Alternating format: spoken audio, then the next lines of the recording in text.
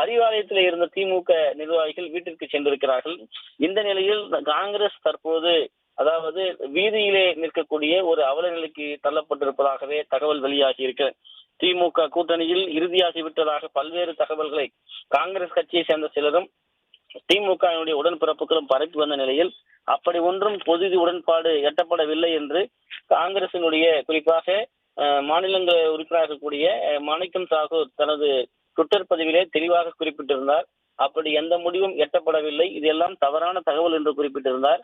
இந்த நிலையிலே காங்கிரஸ் கட்சியினுடைய மூத்த நிர்வாகி ஒருவர் பேசி இந்த சுமூகமான ஒரு பேச்சுவார்த்தை எட்டப்பட்டு விட்டதாகவும் கூறப்பட்ட நிலையிலே அது எல்லாம் மூடி மறைக்கப்பட்ட முழுமையான சோற்றில் வடிகட்டப்பட்ட பொய் என்ற தகவல் தற்போது வெளியாக இருக்கிறது.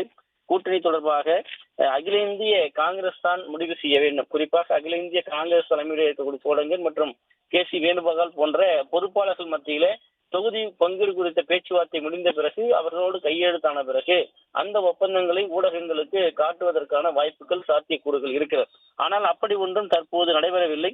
3 மணி நேரமாக சென்னை விமான நிலையத்திலேயே கே.சி. வேணுகோபாலுக்காக காத்திருந்த சோழங்கர் மற்றும் செல்வ பெருந்தகை தலையிலே துண்டை போட்டுக் கொண்டு காரின் மூலமாக ஏறி எங்கே சென்றார்கள், தியாகராய நகர் பகுதியில் இருக்கக்கூடிய ஒரு தனியார் விடுதிக்கு சென்றார்கள் என்ற தகவலும், அதே நேரத்திலே அவர்கள் கிழக்கு கடற்கரை சாலை பக்கமாக செல்லவிருப்பதாகவும் ஒரு தகவலும், மற்றொரு புறம் அவர்கள் திமுகவினரை எப்படி சந்திப்பார்கள் அல்லது திமுகவினர் இவர்களை சந்திப்பார்களா என்கிற மிகப்பெரிய ஒரு குழப்பம் நீடித்து வருகிறது. இந்த குழப்பத்திற்கு நாளைக்குள் முடிவு தெரியவில்லை என்றால் மிகப்பெரிய குழப்பத்தினுடைய பின்னடைவைத்தான் அந்த மிகப்பெரிய ஒரு கடுமையான முடிவு எட்டப்படாத சூழ்நிலை வெளிப்படைத்தன்மையாக பட்டவர்த்த தன்மையாக வரக்கூடிய தகவல்கள் உறுதிப்படுத்துகிறது. எனவே காங்கிரஸ் திமுக கூட்டணி என்பது இன்னும் உறுதியாகவில்லை. மிகப்பெரிய இழுபறிக்கு மத்தியிலே அது இருக்கிறது. தொகுதி உடன்பாடாக இருக்கட்டும், அதே போன்று அவர்களுக்கு கிடைக்க வேண்டிய இந்த மாநிலங்களவை உறுப்பினர் பதவியாக இருக்கட்டும், இரண்டிலுமே அவர்களுக்கு மிகப்பெரிய இழுபறியாக இருக்குது.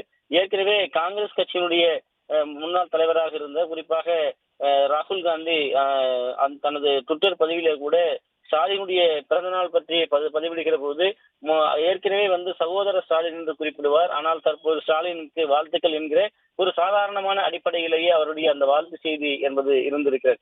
என்ன காரணம் என்றால் திமுகவினுடைய காங்கிரசினுடைய இந்த உறவு என்பது முற்றிலுமாக உரசல் உறவாகத்தான் இருக்கிறது என்பதை இது வெளிப்படைத்தன்மையோடு காட்டுகிறது. அதே நேரத்திலே தமிழகத்திலே இன்று காலை கூட திமுக காங்கிரஸ் கூட்டணி உறுதியானால் கூட காங்கிரஸ் சார்பாக ராகுல் காந்தி பிரச்சாரம் மேற்கொள்ள விரும்பவில்லை என்றும் வர விருப்பமில்லை என்பதும் டெல்லி வட்டாரங்கள் தகவலாக தெரிவித்தது.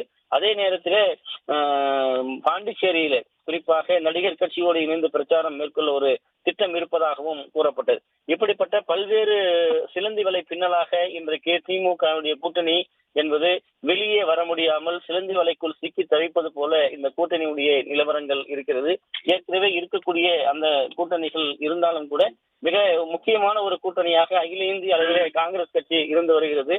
அப்படிப்பட்ட நிலையிலே தற்போது காங்கிரஸ் திமுக கூட்டணி என்பது இழுபறி கூட்டணியாக, முடிவு எட்டப்படாத கூட்டணியாக, எங்கே செல்வது என்று தெரியாமல் தவிக்கக்கூடிய ஒரு நிலையிலே இந்த கூட்டணி காங்கிரஸ் தற்போது கொண்டு வந்து நிறுத்தப்பட்டிருக்கிறது.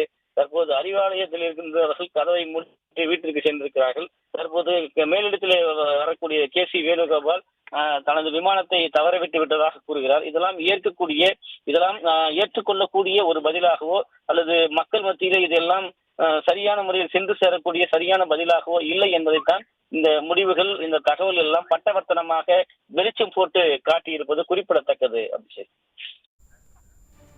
கூடுதல் விவரங்களை வழங்கியதற்கு நன்றி ஜெயக்குமார்.